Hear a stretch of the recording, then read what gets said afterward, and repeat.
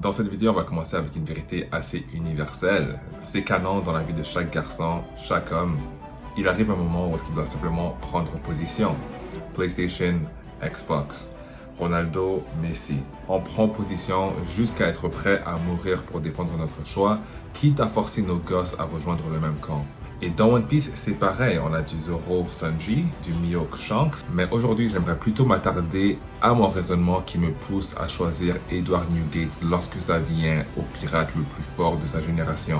Aujourd'hui, je vais vous prouver pourquoi Edward Newgate, a.k.a. Barbe Blanche, était vraiment l'homme le plus fort du monde. Et si vous restez jusqu'à la fin, je vais vous expliquer pourquoi il aurait aussi peut-être surpassé Harald et même ce bon vieux Xebec. Alors pour comprendre pourquoi Barbe Blanche était le plus fort, commençons par l'ère des Rocks, révélée dans le chapitre 1155. À cette époque, la trinité des légendes, c'est Rox, Roger et Garp. Harald, le roi des géants, est présenté comme l'égal de Rox.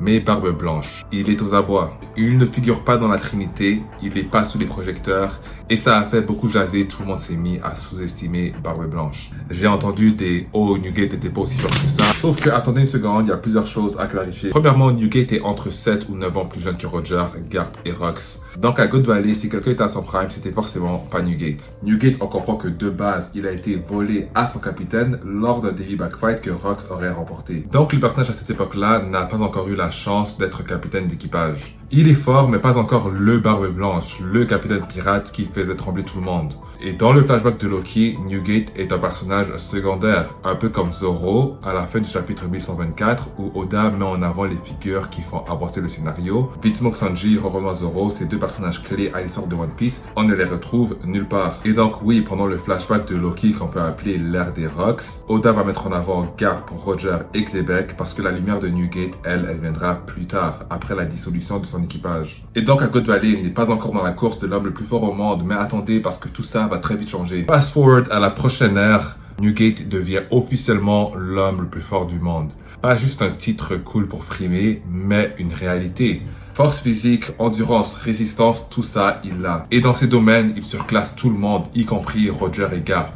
La preuve, c'est que même le Newgate vieux va mourir debout après plusieurs coups de canon, coups de poignard, coups d'épée. Et là, on parle d'un Newgate vieux et malade. Je rappelle, il meurt debout avec des centaines de blessures. Vous imaginez la bête qu'aurait pu être cet homme à son prime. Mais certains vont dire, ouais, mais Roger était malade, donc Roger était pas à son prime quand il égalisait Newgate. Ok, on va analyser tout ça. Oui, parce que Roger avait une maladie incurable.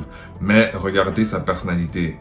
Roger, comme Ace ou Luffy, c'est le genre de mec qui se donne à 100%, même s'il a deux doigts de crever. Ce que je suggère, c'est que même une personne atteinte d'une maladie terminale, tant qu'elle n'est pas encore clouée au lit, tant qu'elle n'est pas encore en phase finale, elle peut performer comme à son prime. Surtout avec un médecin comme Crocus pour gérer les symptômes de Roger. Et selon moi, Roger était assez jeune justement, il n'avait pas le handicap de la vieillesse pour pouvoir se dépasser comme à son prime lorsqu'il ne souffrait pas de ses symptômes. Et Newgate, quant à lui, il respectait Roger.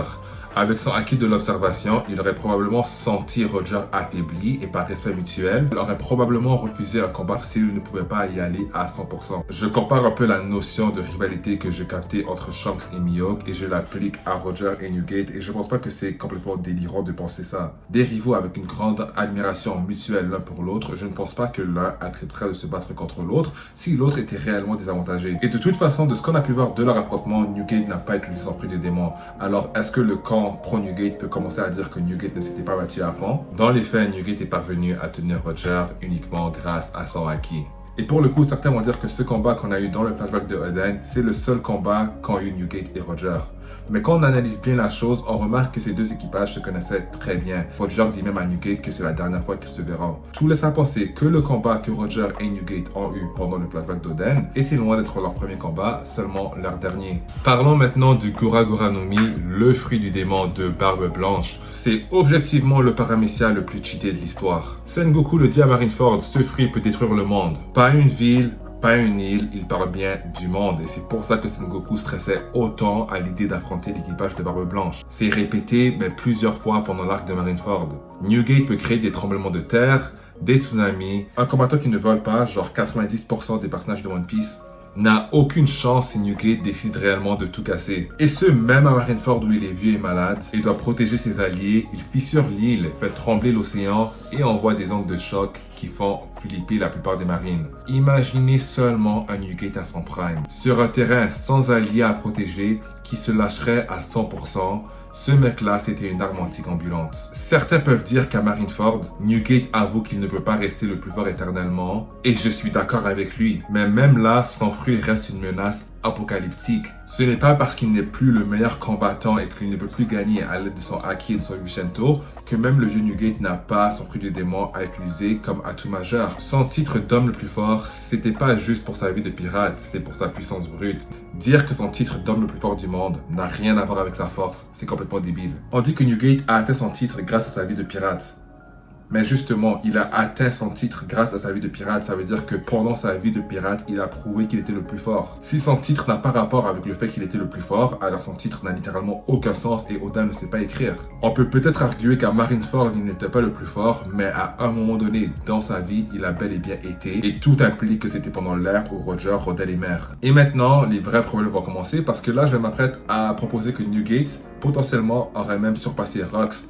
Bien sûr, pas du vivant de Rox, mais par après. Dans le chapitre 1158, on voit Roger demander à Big Mom où est Newgate.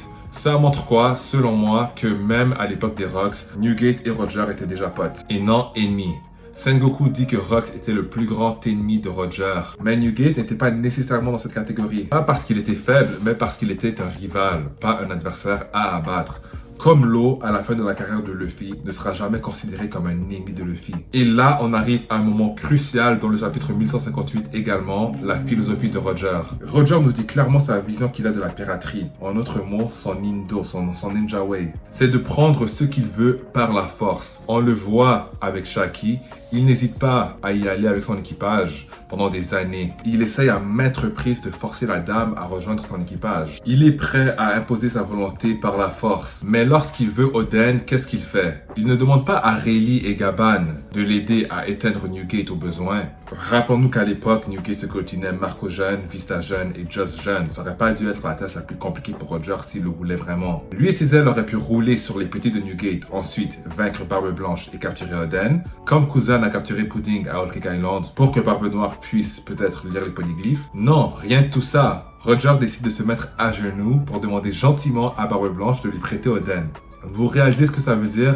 Soit Roger savait qu'il ne pouvait pas battre Newgate, ou soit il respectait tellement Newgate qu'il ne le considérait pas comme un réel ennemi à défier ou à piller. Ce qui renforcerait l'idée que Newgate n'avait jamais été considéré comme un ennemi à proprement parler de Roger. Quant à Rox, c'était un monstre, mais il a été vaincu par Roger et Garp à God Valley. Harald, l'égal de Rox, est impressionnant, mais on n'a aucune preuve qu'il a atteint le niveau de Newgate Prime. Après tout, on n'a jamais connu Harald comme étant l'homme le plus fort du monde. Newgate, lui, de son vivant, n'a jamais connu aucune défaite, contrairement à Kaido. Et à Marineford, la marine juge judicieux d'utiliser un de ses Nakama pour le faire tomber, ce qui d'ailleurs ne va pas fonctionner, vu qu'on sait tous que Newgate, il va mourir debout.